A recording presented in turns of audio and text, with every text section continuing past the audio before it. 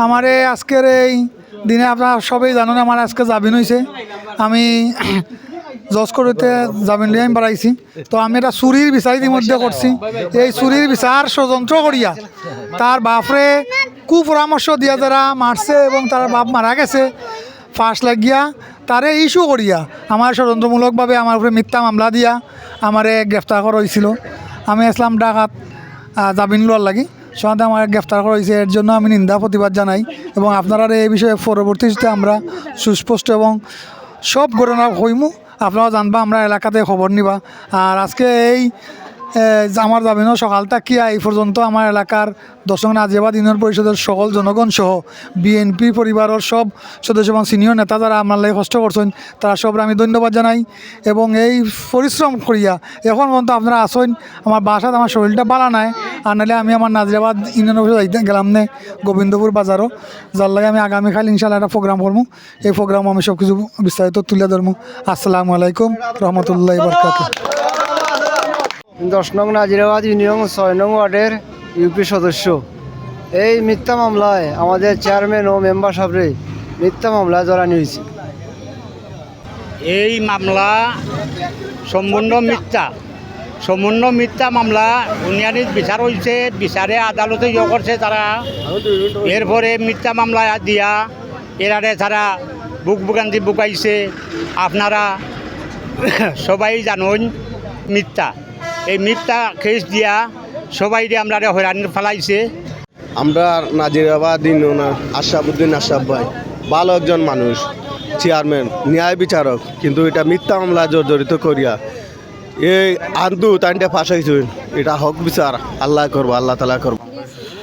সত্যের সৌন্দর্য হচ্ছে এটি অনিবার্যবশতভাবে সমস্ত অপপ্রচার এবং ষড়যন্ত্রের বিরুদ্ধে জয়ী হয়। আজকে 10 নং নাজিরাবাদ ইউনিয়নের জননন্দিত চেয়ারম্যান জনাব আশরাফুদ্দিন আহমদ তিনি সত্যের পক্ষে ছিলেন। এই বিধায় মাননীয় আদালত আজকে ওনাকে জামিনে মুক্তি দিয়েছেন। নাজিরাবাদবাসী এই দিনটির জন্য অপেক্ষা করেছিল।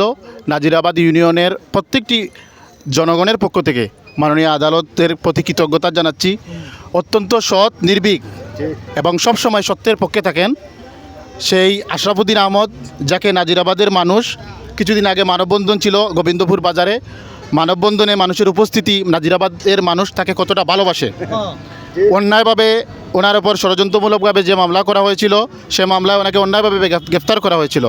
আজকে সত্যের বিজয় হয়েছে, উনি মুক্ত হয়েছেন।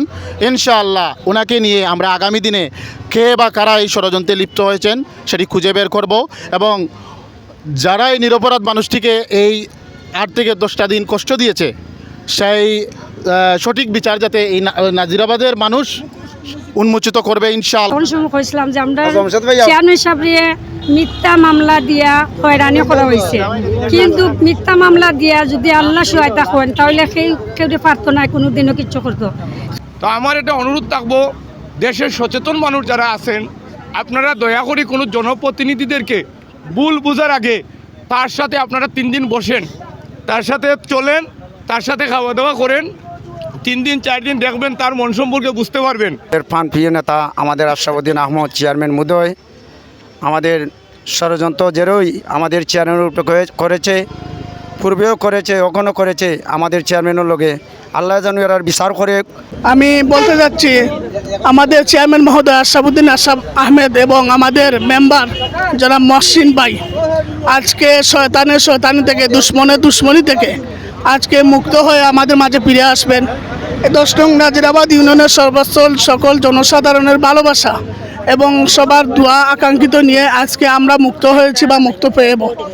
আমি বলতে চাচ্ছি যে গ্রাম আদালত চেয়ারম্যান সাহেব যে বিচার করেছেন, আমি গত দিনও ইউনিয়ন বলেছিলাম চেয়ারম্যান মহোদয় যেহেতু ইউনিয়ন পরিষদে বিচার করেছেন, গ্রাম আদালত হলো একটা আইনের একটা অংশ। এই আইনের মাঝে যদি সে যে পক্ষর বিচার করেছেন আমাদের সাক্ষী প্রমাণিত নিয়ে সেখানে বিচার করেছেন, যদি পক্ষ বিচারে সন্তুষ্ট হতো না তাহলে তো বিচারের উপরে রায় আছে, সেই রায়টা সে অবলম্বন না করে শয়তানের ওয়াসওয়া নিয়ে এবং মানুষ নামের যে দুশ্মন ছিল, মানুষ নামের যে শত্রু ছিল, সেই শত্রুরা যে আমাদের উপর যে হিংসামূলক যে কাজটা করছে সেই কাজে তারা স্বাবলম্বী হতে পারে নাই। আমি শুক্রিয়া জানাই মহান রাব্বুল আলামিন, উনি আমাদের প্রতি সক্রিয় আছেন বিদায় গিয়ে আমরা আজকে সফল হয়েছি।